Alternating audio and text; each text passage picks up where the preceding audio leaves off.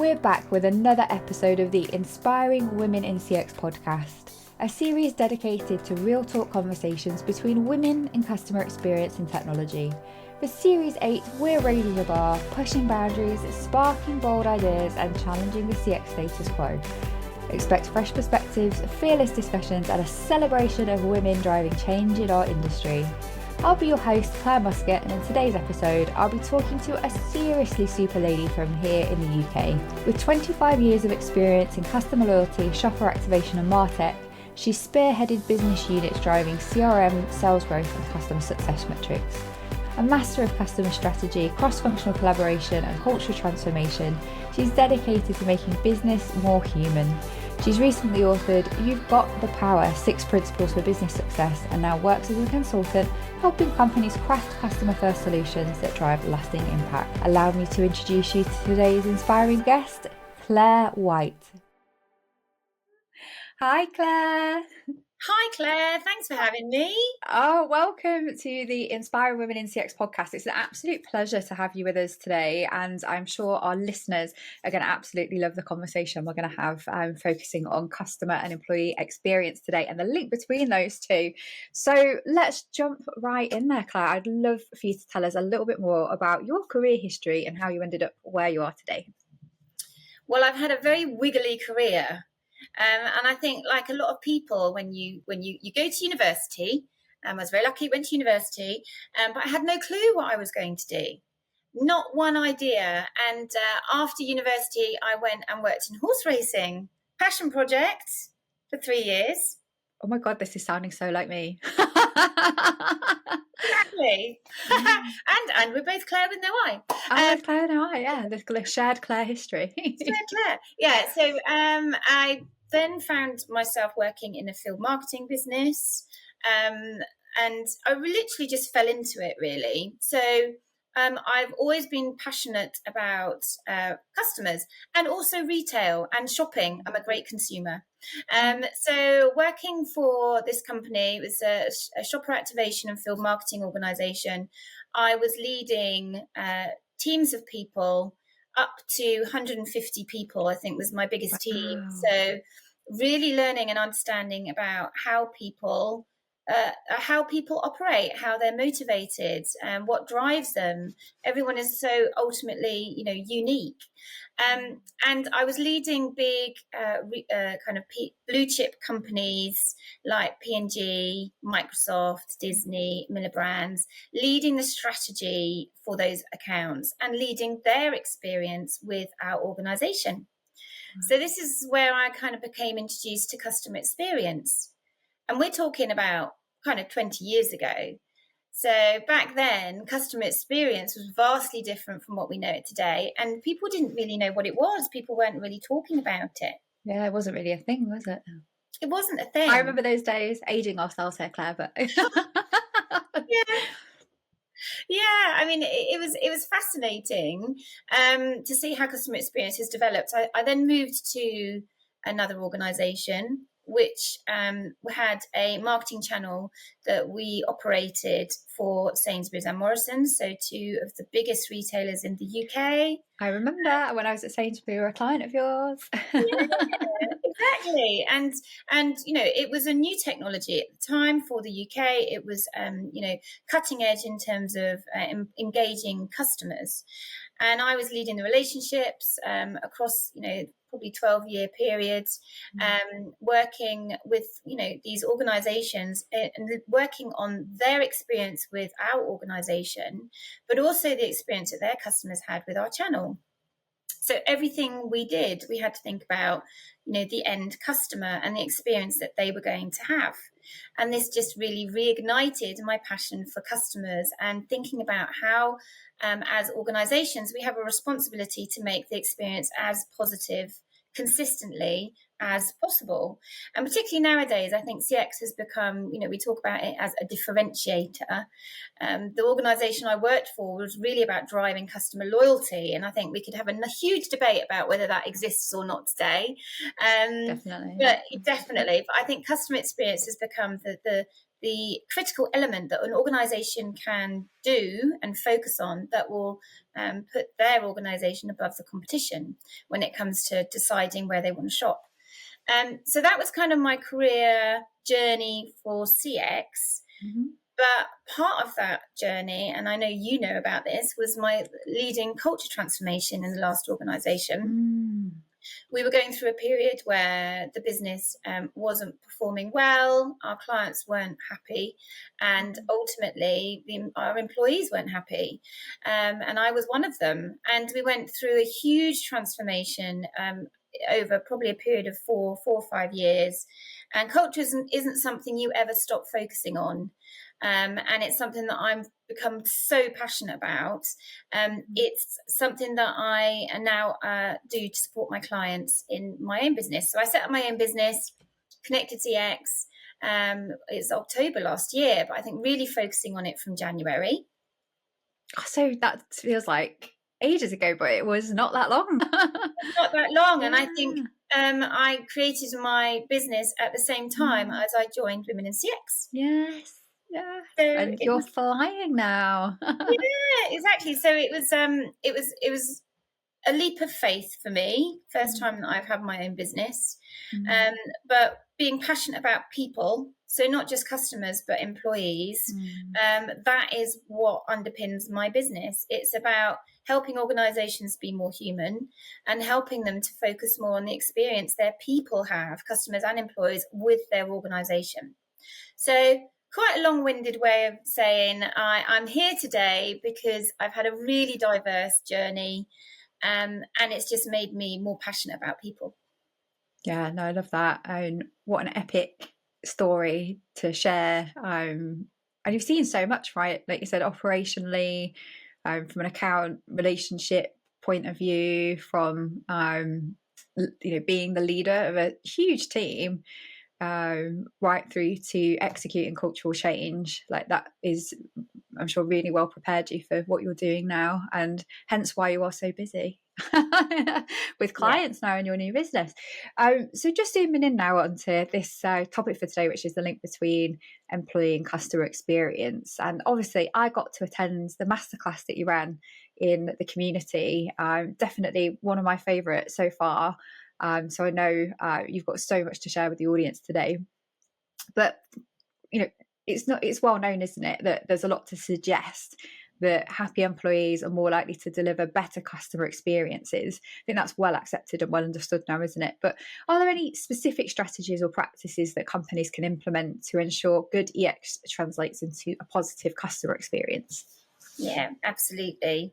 And I'd say that it's more than happy employees. Happy employees is really important. You want to have happy employees, but it's having empowered employees who feel able to do their best work and bring their best selves to doing their job every day.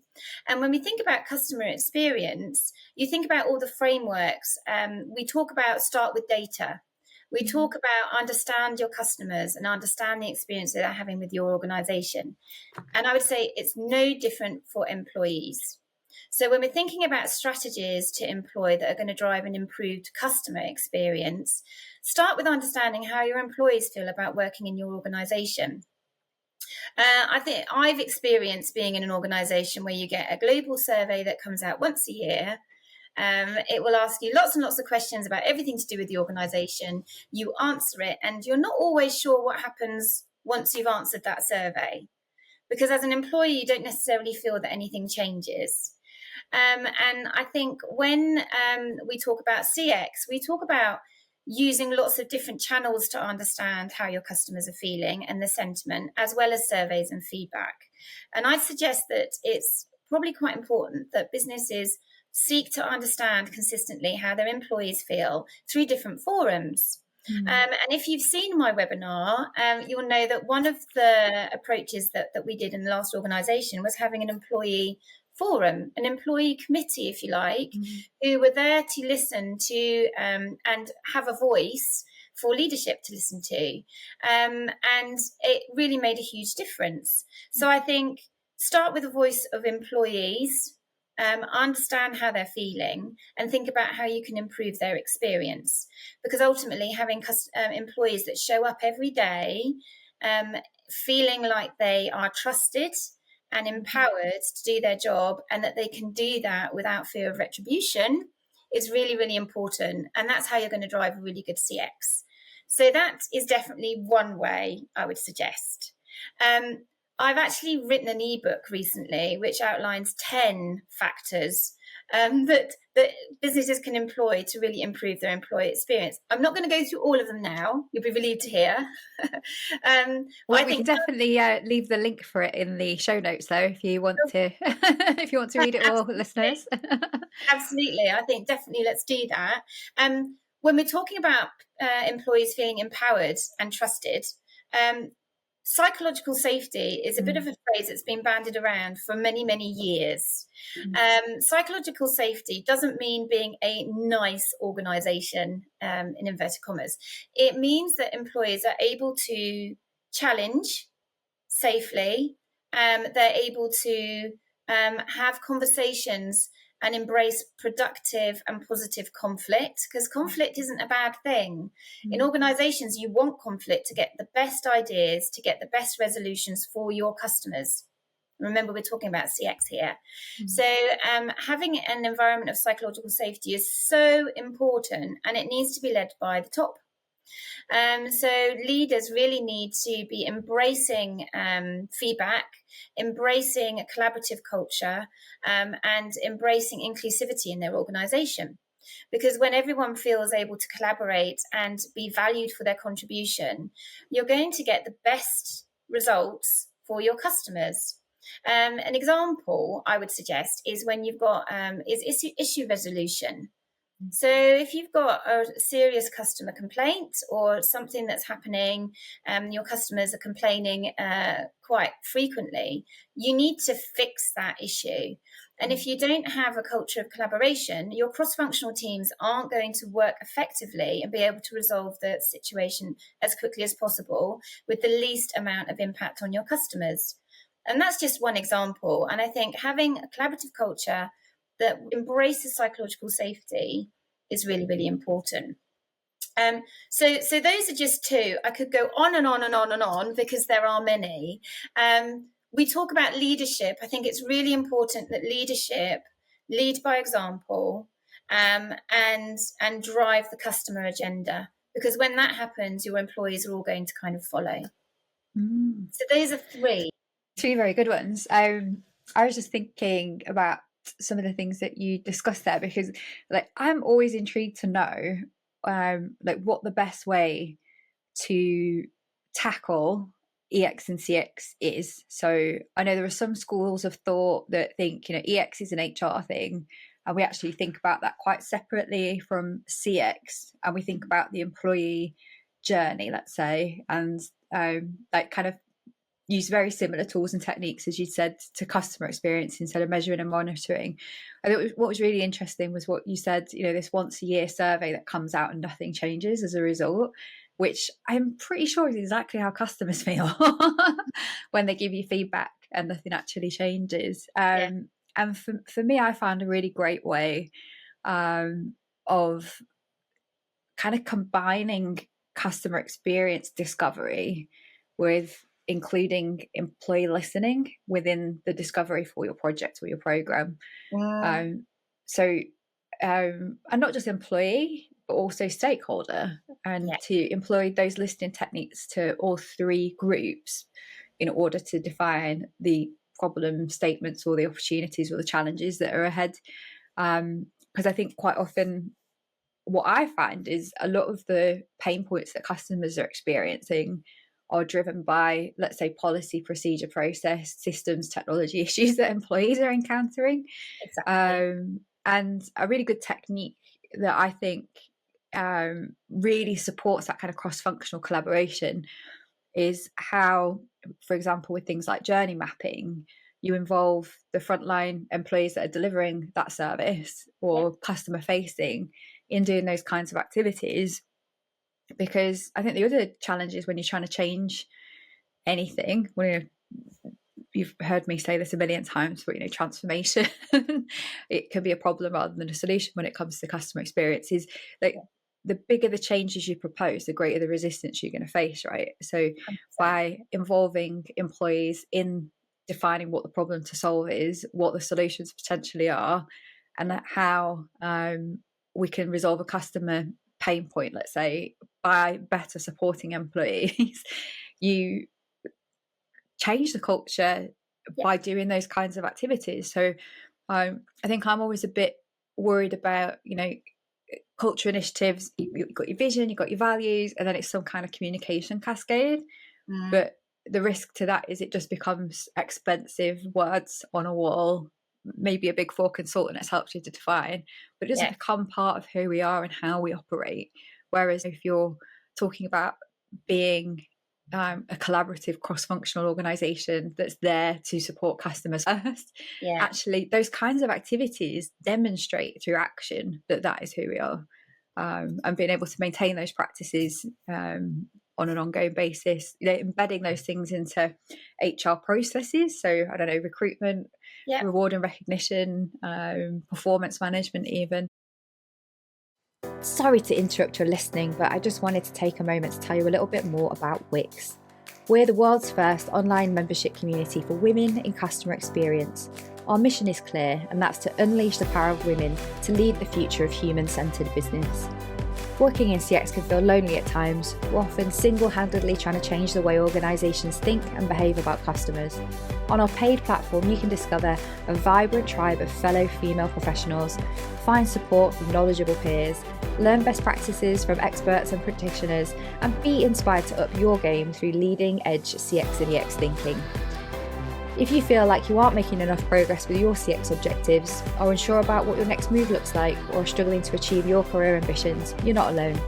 To learn more about membership, see how women are progressing personally and professionally with the support of the #1 community in CX, you can apply to join us today by visiting www.womenincx.community/membership. I really hope I get to see you there soon.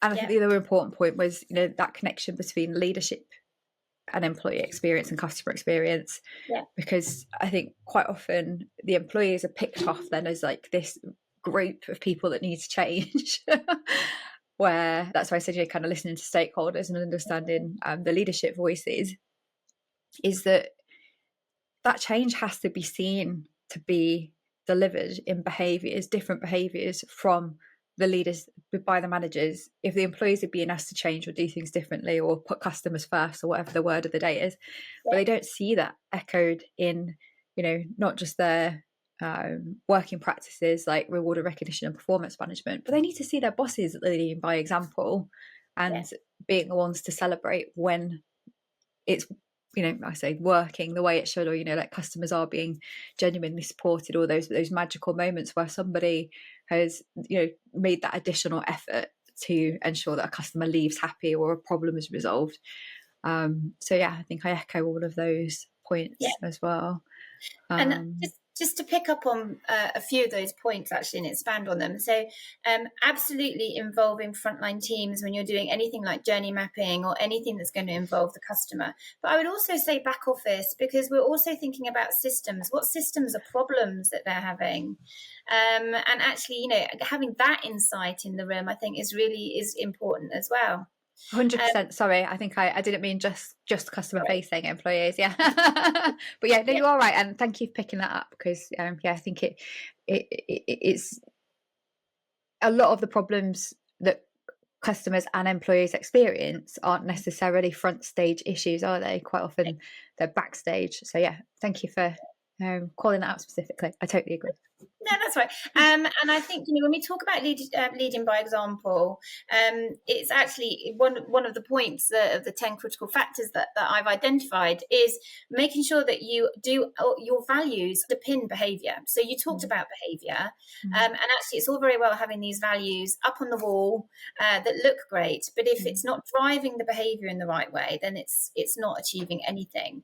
And it does start with leadership, but like you mentioned, underpinning those with HR policies and having them as part of appraisal processes. Yes. so that you're really Performance management. understanding how people are living those values, and how well it is living throughout the whole organization. But yeah, it starts with the top. Everything starts with leadership, and if it doesn't work at that level, it's not going to work, full stop. Yeah, no, I totally agree. And yeah, so we've talked about kind of like the positive things that should be happening. Conversely, what are some of the pitfalls or challenges that arise when employee experience is neglected, and how can this impact CX specifically? I think if you've seen my webinar, I talk about this at length. So this webinar that we're talking about, listeners, if you've not heard that, you have to join the Women in CX community to get your hands on this one. But absolutely, but it's ultimately, if employees don't feel they're able to show up and do their best work every day, then they're not going to do their best work every day. And there is actually a growing issue called presenteeism. You might have heard of it. It's when people are showing up at work, but they're either unwell, or they're burnt out, or they are just not able to do their best work. And that's happening more and more. There was a recent survey which was conducted. It's a government survey, and it's shown that presenteeism, so this is people showing up but not being able to do their best job because of their personal situation or well-being, has cost UK businesses £25 billion since 2018. is that in sick days or just like poor performance? Or that's people who are showing up but should probably have taken a sick day because they're not able to do their job, and they have felt that they've had to turn up for whatever reason. So it could be bad culture, it could be leadership not understanding about long-term issues or illnesses, but the cost, because they're not doing their best work, because they're not able to, is just enormous. And when you're looking at that cost in revenue, that's largely because what they have been doing has had a negative impact on customer experience. So it might have increased customer churn because there's been more negative customer experiences that have been instigated because people have been turning up not their best selves. So I think when we're looking at pitfalls, it's making sure that you prioritize well-being in your organization, and that you really are clear that if people are not feeling able to do their best job, or they're not feeling well, that they take that time.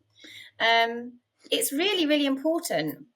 Yeah, I was just thinking about how related that is to culture again, though, isn't it? And how related that is to leadership. Yeah. Because I know as a leader myself, like I don't always role model self-care. So I'll be exhausted, burnt out, and I'll keep showing up. And I definitely resonate with that. I'm present, but am I really doing my best work? Yeah. No. When I'm exhausted, I definitely start to procrastinate. I'll have a massive list of things to do, but the more tired I am, the less I can actually march through that list of things that I need to get done. And I'm actually just unproductive. And actually, if I just took a day off, rested, and then came back again refreshed, I would probably be 1,000,000% better. And practicing what you preach, to me, has become the value for me to actually need to uphold, because I can spot when my team are not feeling great, and I can say, you just need to have a day off. You're due a holiday, you haven't taken one for ages. But for people to take care of their own needs, they need to see their leaders also prioritizing that as well, don't you think? 100%. And when you're a business owner, it's harder. It's absolutely harder to do that. So I think when you have people turning up that aren't able to do their job every day, it's going to have a negative impact on customer experience, and it's going to have a negative impact on your revenue. So having well-being practices in your organization is essential, because if you don't, and I have seen this firsthand, lived experience, your critical metrics are going to decline. People will leave your business.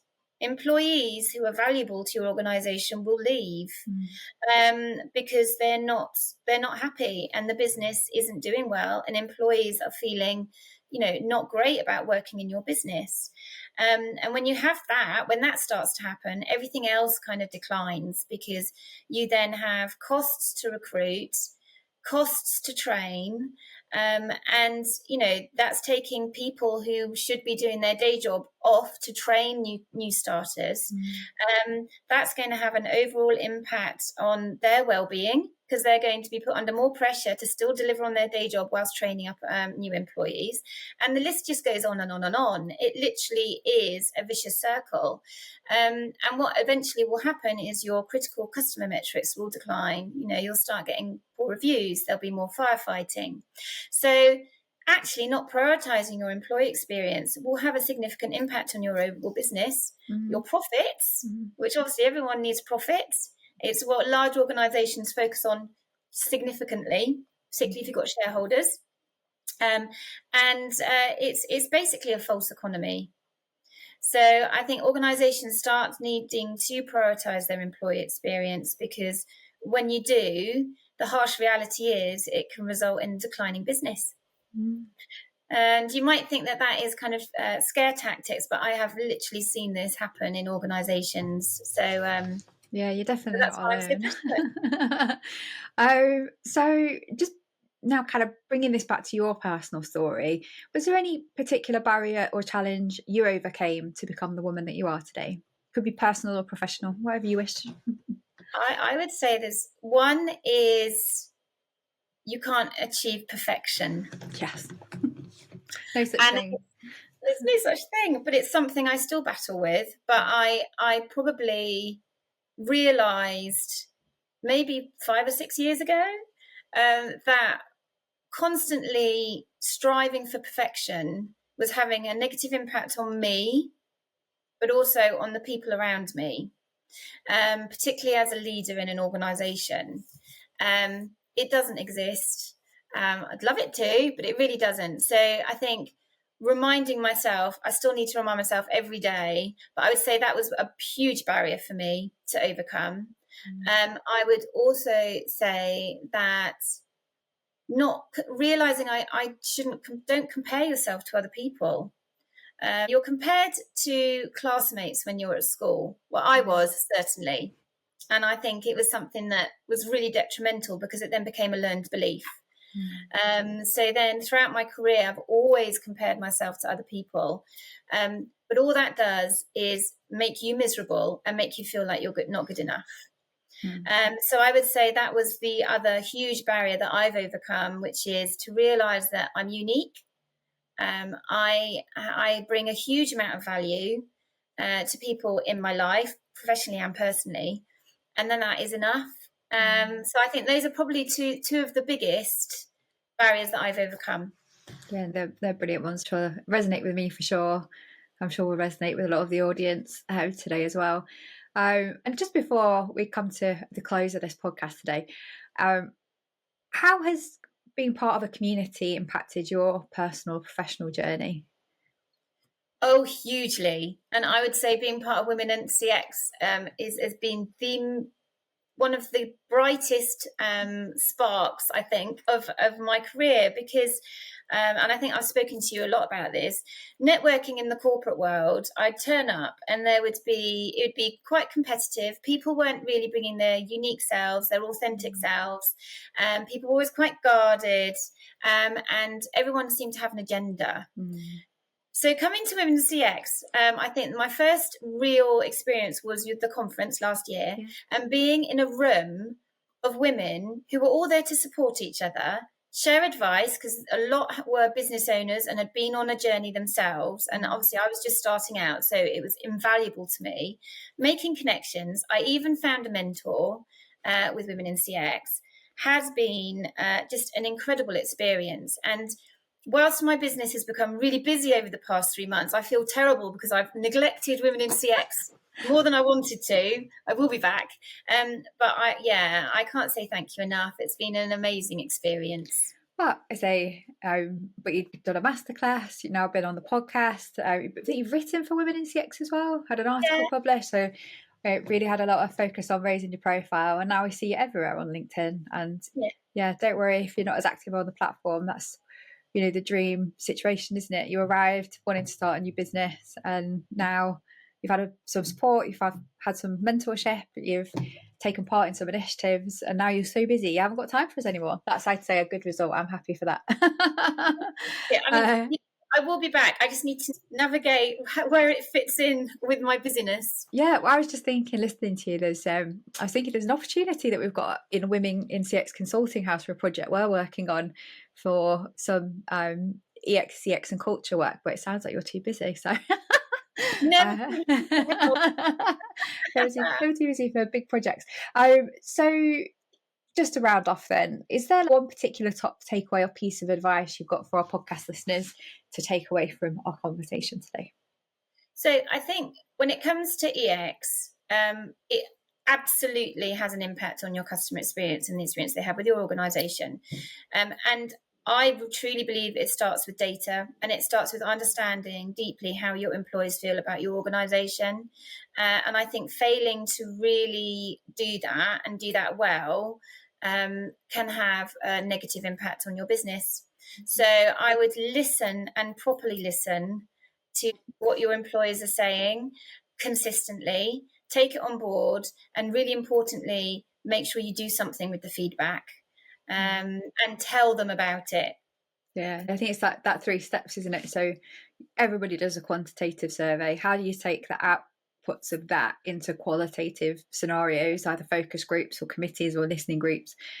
How do you respond, just like with customer experience, in actually doing something about the things that you're being told are problematic?